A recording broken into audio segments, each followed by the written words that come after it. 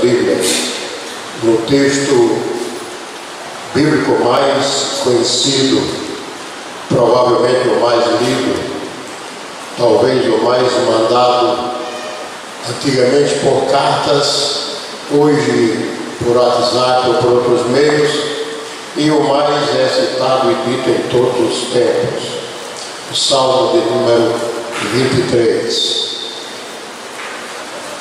Dizem os grandes pregadores, e como eu não sou, posso fazer isso, que é muito difícil pregar no texto fácil, porque todo mundo já pregou muitas vezes, cada pastor em cada igreja já o repetiu, e a minha preocupação não chega a isso, porque eu tenho absoluta certeza que a palavra é alimento, e alimento ele alimenta todo dia. O Salmo 23 alimentou o povo no deserto, ou quando Davi escreveu, e nos alimenta hoje, milênios depois, e alimentará futuras gerações até que Jesus Cristo venha. Fiquemos de pé e façamos a leitura do Salmo 23.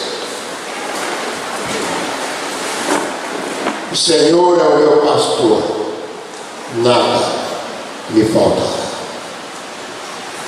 Deitar-me faz em verdes pastos, guia-me mansamente às águas tranquilas, refrigera minha alma, guia-me pelas veredas da justiça, por amor do seu nome.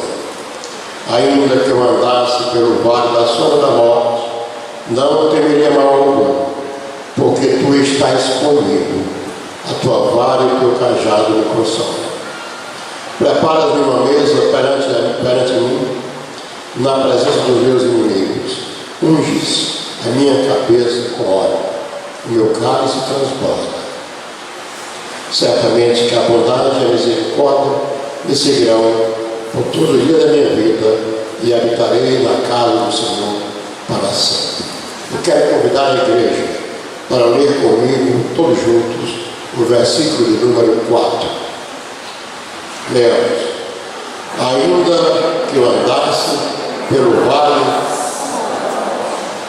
não temeria mal algum, porque tu estás comigo, a tua vara e o teu cajado me consolam. Ainda de pé, vamos cantar a primeira estrofe do coro deste hino, por favor. Quero que você cante, observe a letra dessa canção.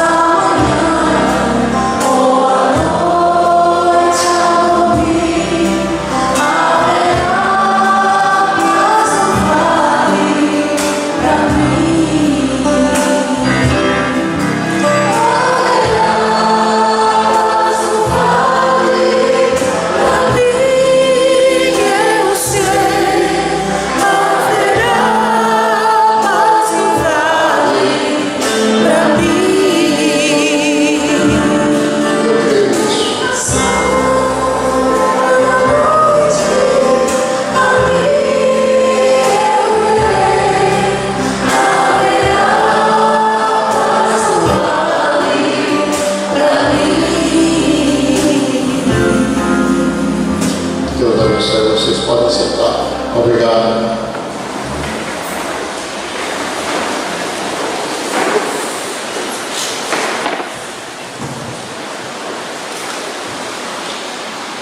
A esperança, ainda que no vale. O Salmo 23 está entre a estrutura dos salmos, que são variados. Salmos é um conjunto de hinos e canções para serem cantados no templo, nas viagens, no deslocamento do povo de Deus. E tem salmos, hinos de louvor. Há outros que são salmos de sofrimento, de lamentações, de profundas lamentações. Alguns são cânticos de ação de graças, outros são cântico de confiança. É o caso do Salmo 23. É uma canção, uma poesia, um poema que expressa plena confiança em Deus. E ainda há os salmos reais, não apenas porque foram escritos pelo rei Davi, mas porque eles relatam e retratam a realeza de Deus. Aqui nos salmos reais não era a grandeza ou engrandecer ou para fazer apologia ao rei Davi ou ao rei que escrevesse, mas ao rei eterno, ao Senhor de todos os reis. E ainda em salmo de sabedoria. Nós queremos hoje tratar desse salmo muito conhecido, Salmo 23, que é um salmo de confiança. Interessante é que, lendo o comentário de Spurgeon, diz uma coisa interessante. Ele diz que este salmo não precisa de título além daquilo que impacta o coração do cristão. É bastante ler ou ouvir esse salmo que nós nos sentimos impactados, independente do título que quisesse colocar nele. Como alguém diz o salmo, o pastor, o salmo das ovelhas, etc. E Spurgeon diz ainda que não há nada que se compare a esse salmo como ordem divina. Diz assim como o roxinol está para os pássaros, está esta ordem divina para os salmos. E é de fato um poema belíssimo. E ele trata, e é assim que eu quero caminhar com os irmãos, da caminhada cristã. Mas antes prestem atenção a uma coisa. Enquanto eu estou aqui começando a ler o salmo, descobrindo que eu estou deitado em vez de espaço, sendo alimentado pelo meu pastor, eu volto uma página e vou no salmo 22, faça isso por gentileza.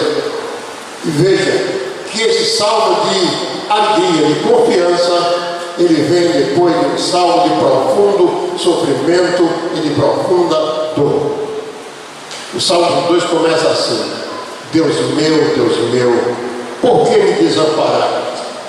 Por que tu alongas das palavras do meu bramido e não me auxilias?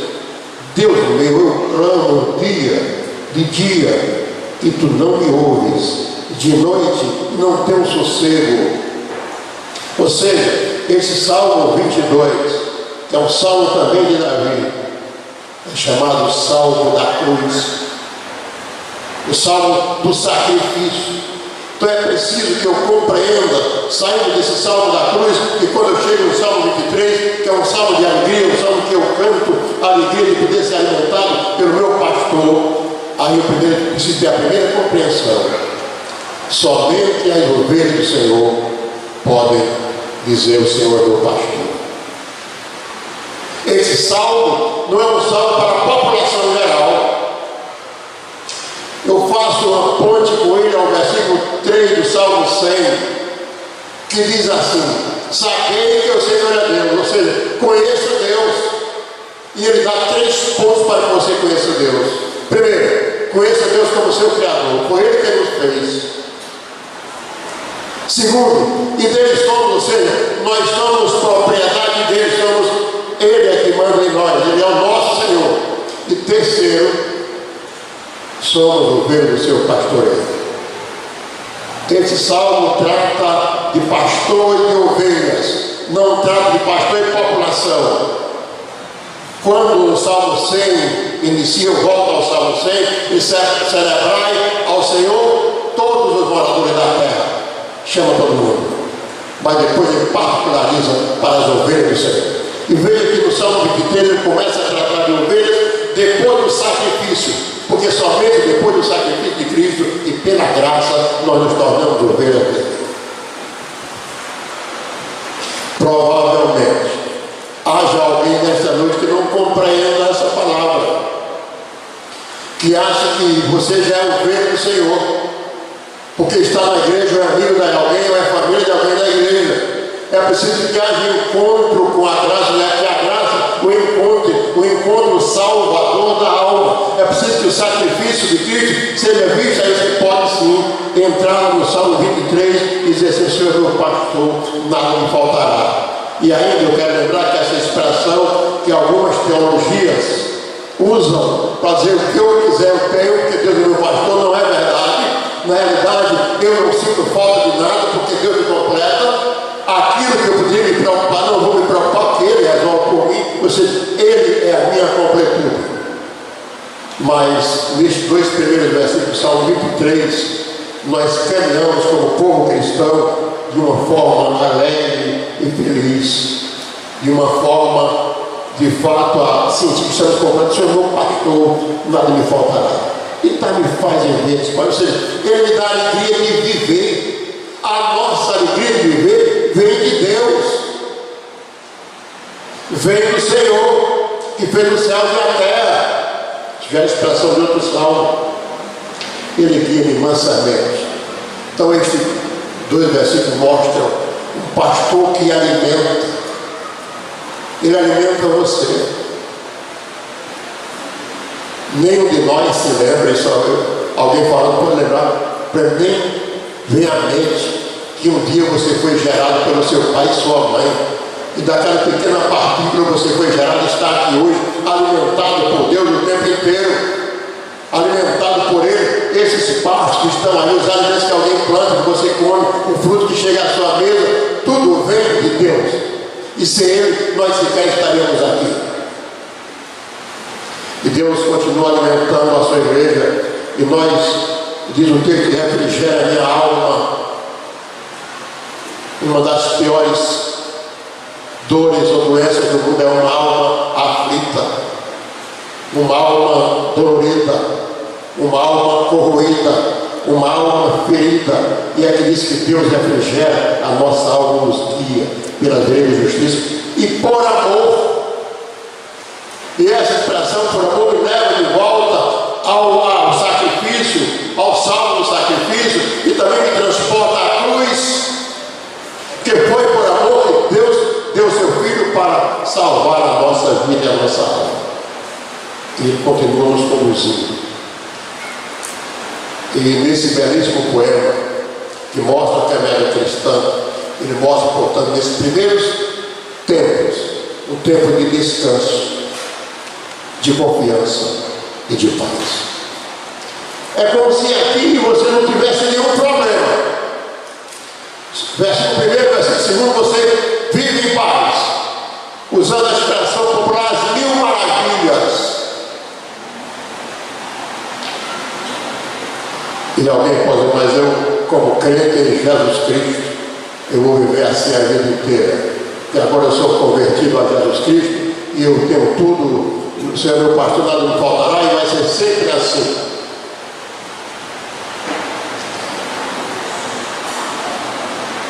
Um dia, acho que 1988 para 89, eu viajava de João Pessoa a Brasília. O nosso voo desceu em Salvador, é normal isso. Embarca e desembarca pessoas. Decolamos de Salvador e voamos cerca de 10 minutos aproximadamente. 10 minutos já, e o voo já é um bom tempo. De repente, o avião tem uma queda violenta, uma queda brusca, e há aquele grito seco dentro do avião, todo mundo, né, gritou o que poderia gritar. Algumas portinholas se abriram, malas caíram aí no avião, e de repente a pessoa que estava do meu lado perguntou: Salvador, o que é que você acha que foi isso? Na minha cabeça, Paulinho, eu achava que era o trem de pouso que tinha desenganchado do avião e o ar, etc., ele havia caído, mas não tenho a menor ideia. Pode ser isso, mas eu não sei. Eu também pensei, e o Flávio poderia ter mudado de ideia, levantado, né? E o Flávio dava uma ideia do avião subir e não descer. Mas podia ter sido o contrário. De forma que aquilo foi meu. E por um instante, então, o comandante disse assim: por motivos técnicos, teremos que retornar ao aeroporto de Salvador. Deve ter demorado menos tempo, talvez uns 10 ou 20 minutos no máximo. Mas a agonia da dúvida, o medo de chegar ou não, depois daquela queda de asa, vamos usar a expressão que o avião deu, aquele medo, aquele susto, vocês talvez não sabiam o que iria acontecer. Aquela aflição, aquele medo colocou no nosso coração algo que começava a doer, começava a ter dor. E esse versículo me lembra disso. Ainda que eu andasse pelo vale da sombra da morte. Ou seja, ainda que nós caíssemos na depressão, aquela queda não me lembra a depressão, porque vale significa depressão, lugares fundos, lugares onde as montanhas são muito altas, onde o sol pouco aparece, as sombras chegam mais densas e onde há animais ferozes e peçonhentos, onde não há a menor segurança, onde não se tem certeza se se passa e se chega do outro lado. O vale é lugar de perigo, o vale é lugar de dor, o vale é lugar de agonia. Eu não sei se por algum motivo algum de nós está passando por algum vale, se a sua aeronave teve essa queda e agora para voltar para o aeroporto de Salvador, o seu aeroporto, está demorando muito, a sua aflição demora. E aquela história que eu comecei a contar, quando eu desci no aeroporto, fui passando para o restaurante que havia nessa época no antigo, ainda aeroporto, um piloto, amigo meu, que era aqui de Patos, disse: doutor, está fazendo o que aqui? Eu disse: estava indo a Brasília. Estava nesse avião, estava. Sabe o que aconteceu? Eu disse: não. Uma das turbinas implodiu. Eram 3 turbinas. Uma implodiu. Ele teria que descer mais devagar, teria que descer sem fazer muito movimento, e o piloto tem que ser muito alto para não forçar o avião e não acontecer que outra. Então nós chegamos embaixo. Então veja bem, a aflição daquela depressão, a aflição daquela queda, a aflição dos nossos vales, você vai em plena alegria, em plena euforia, alimentado por partes verdejantes, tomando de águas tranquilas. Você vai festejando a vida, de repente você pode estar num vale. Não precisa ser o vale da morte, o vale de dor, o vale de sofrimento, uma agonia. Você está passando por uma aflição de alma, guarda a solidão, aquela solidão que você procura ver um amigo e não consegue, aquela solidão que você procura ver na família a saída e não consegue, aquela solidão parecida com a solidão do profeta Miqueias, que procurou companhia no governo, não achou, na família não achou, na igreja não achou, descobriu que a igreja não era uma igreja hipócrita e não era uma igreja piedosa. Diz assim: não encontrei piedade em lugar nenhum. Aquele tipo de aflição que dói na sua alma, e era um tempo que parecia não ter saída. Enquanto estava na primeira parte, estava tudo bem. Mas de repente essa queda no vale, essa entrada no vale, interessante é que nós entramos no vale porque queremos entrar, muitas vezes porque achamos que somos donos da verdade, outras vezes porque precisamos mesmo passar por lá da estrada onde aquela é o único caminho, e outras vezes porque Deus permite que nós entremos. Deus quer que nós entremos lá para nos ensinar.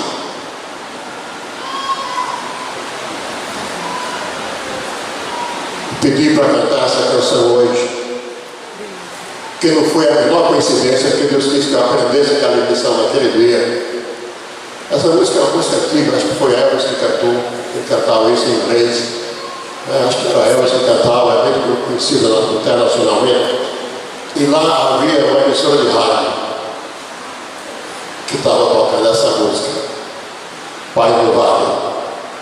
E eu descobri que o meu vale havia passado naquele momento, aquele meu vale, e que a paz de Deus que estava antes, quando eu estava naquele parque verdejante, porque ele continuava agindo no vale. E por que paz no vale? Por que a esperança no vale? Primeiro, está no texto: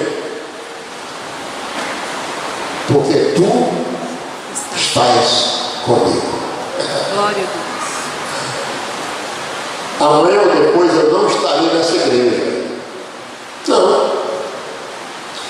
Daqui a algum tempo o André não estará nessa igreja.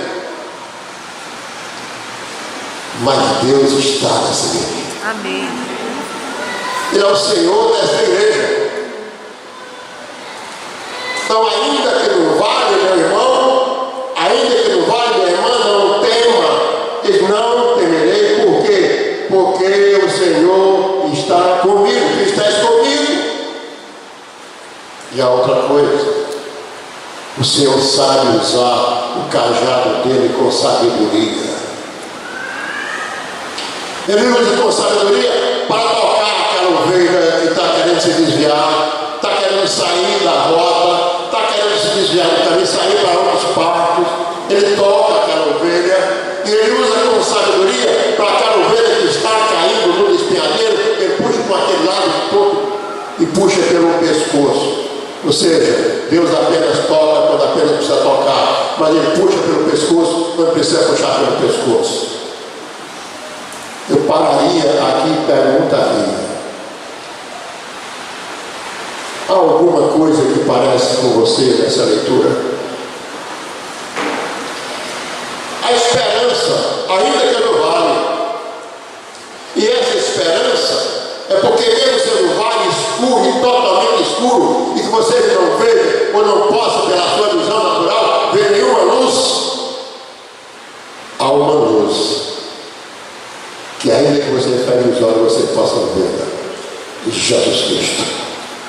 Aquele pastor que estava alimentando você lá, que está aqui dentro com você, nessa baixa com você, nesse vale com você, ele é a luz que ilumina a sua vida, onde você estiver.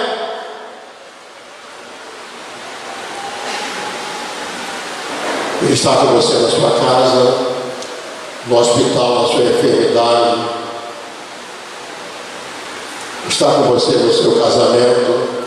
Você pode até pensar que não, esquecer dele. Ele está com você no seu namoro, está com você no seu relacionamento, sejam pastores, e se não for os relacionamentos corretos, ele está olhando para você e um dia ele vai puxar assim, com o cajado todo pelo seu pescoço, porque seja qual for o vale que você estiver, Deus está junto com você. E a saída, a esperança é exatamente por isso. Ele quer tirar você do vale, os cristãos alcançados pela graça do Pai, pela graça dos pastos e da água abundante. Ou seja, aqueles que beberam da água da vida do Senhor, aqueles que viveram nesse descanso, se estiverem no vale, eles não sucumbirão no vale. Deus não permitirá que você sucumba no vale.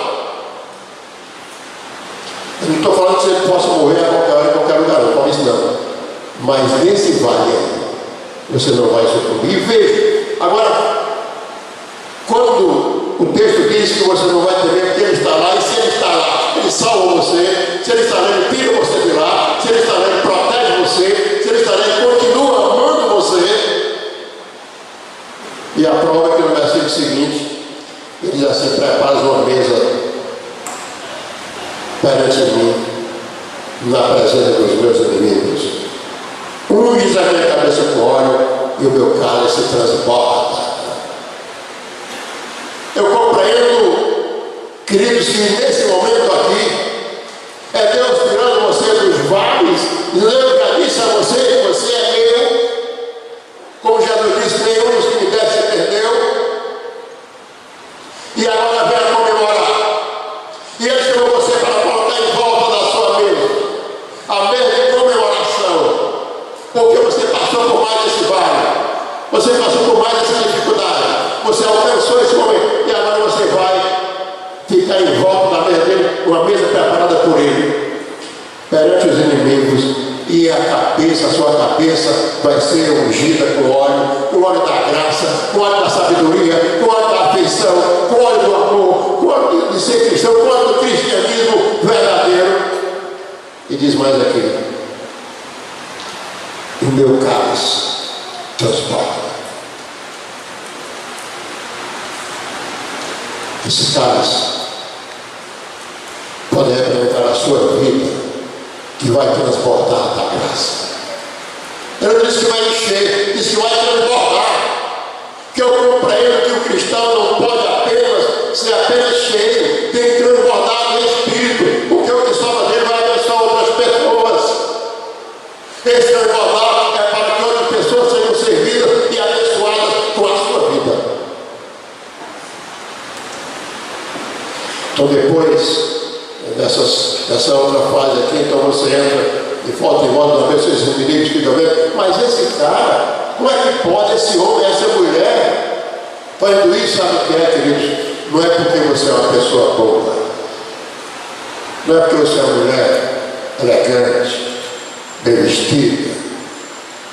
Não é porque você é outro que paga bem suas contas, é porque Deus é gracioso e faz de você o que você nunca mereceu. Fez de mim o que eu nunca mereci. Aí ele me coloca em volta da mesa dele. Ele preparou a mesa. Prepara uma mesa perante mim. É ele que prepara. A mesa é dele. Os ingredientes são dele. O que ele coloca na cabeça é dele. O óleo é dele. O cálice é dele. Eu gostaria que você começasse a pensar agora. Primeiro, mas Senhor, eu quero poder comemorar na minha vida, ter esse cálice cheio, meu cálice cheio, meu coração cheio da graça, meu coração pleno da tua graça, pleno da tua bondade, pleno da tua misericórdia. Eu quero comemorar, Senhor, porque por poder, pela tua graça, poder me assentar em volta da tua mesa. Às vezes, nem em volta das nossas mesas, nós nos lembramos que Ele deveria estar sentado. Nas nossas belas mesas, e nós temos belas mesas em casa, nós temos lugar para todo mundo, mas não temos lugar para Jesus Cristo. E aqui eu me lembro quão grande é o amor dele por nós, que nos convida a nos assentar ao lado dele. Ele não vai perguntar, Paulinho, quanto você ganha. Não vai perguntar, Roberto, se você pode pagar o preço. Nem de onde você veio, Daniel, quer saber. Ele vai chamar você, dizer: vinde, bendito meu Pai, se assentem aqui, fiquem comigo, participem desta mesa nossa, isto. Ou seja, voltem até a alegria que tinham no primeiro tempo. Volta a se alimentar do parque verdejante, volta a se alimentar das águas tranquilas, volta a beber dessas águas. E agora, que já sofreram também, se levantem, sentem-se comigo à mesa. E aqui, nesse belíssimo poema hebraico, traduzido para a língua portuguesa, no versículo 6, diz assim: certamente. Ele começa com essa palavra que eu acho, na minha versão, belíssima e acertadíssima para esse texto.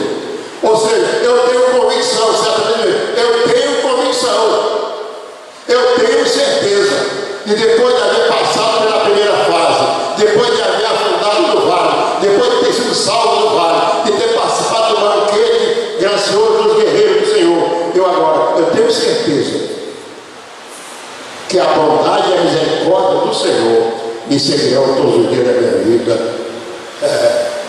e habitarei na casa do Senhor por longos dias. Esse habitarei aqui não significa apenas na eternidade, a partir de aqui. Eu preciso ter uma vida cristã hoje, que é presente o que eu desejo na eternidade. A minha vida cristã hoje, Deus dizer o que é que eu penso da eternidade. Salmo 27 tem a expressão que ele diz: eu creio que eu verei a bondade do Senhor na terra dos viventes. Salmo 27. E aquele diz: olha, eu tenho certeza, tenho absoluta certeza, eu estou convicto que a bondade e a misericórdia do Senhor me seguirão. Ou seja, para onde eu for, ela vai me acompanhar. Se você, e você já leu, eu sei disso, Deuteronômio 28, quando ele fala daquelas bênçãos, né? Se você crê, etc., obedecer essas bênçãos, vos seguirão. Não diz: olha, se você vir, você vai procurar e vai encontrar a bênção. Não. São as bênçãos que nos procuram. Nós somos abençoados porque Deus vem em busca de nós. A graça nos alcançou. Por isso que nós cremos que eu não vou pedir salvação a Deus, porque Ele já me deu. Ele me salvou. A graça me alcançou. Então, eu tenho certeza que a bondade e a misericórdia do Senhor me seguirão por todos os dias da minha vida. Sabe? Na sua vida eterna com Deus, e diz assim: habitarei na casa do Senhor por longos dias. Ele quer dizer, eu vou viver por longos dias, e o longo dias que eu viver, eu estarei na casa do Senhor. Eu quero que essa lição seja guardada para você, meu irmão e minha irmã, com a compreensão de que a caminhada cristã não é apenas uma caminhada em caminhos aplanados em que haja nenhum movimento de queda. Você vai ter uma vida sem sofrimentos, que a sua vida será um céu de brigadeiros, voltando à aviação. Céu de brigadeiros é aquele momento em que você voa tranquilo para observar as coisas, que não tem um vento e coisa nenhuma. E tem aquele momento, né? Paulinho sabe quem voa em Patos, por exemplo, voa no pior lugar do mundo e aprende em qualquer lugar. Lá não tem céu de brigadeiro, lá só tem céu de guerreiro. Então os crentes acham que porque é crente vai ter céu de brigadeiro. Não, na fé não tem isso. Jesus Cristo diz assim: no mundo tereis aflições. É como se eles tivessem lido esse versículo 4. No mundo tem vale, no mundo tem problemas. Nós estamos observando, todo mundo viu na TV, esse lamentável problema agora de Minas Gerais. Segundo, onde irmãos nossos também foram ali havia irmãos nossos. Aí pergunta, e Deus não livrou?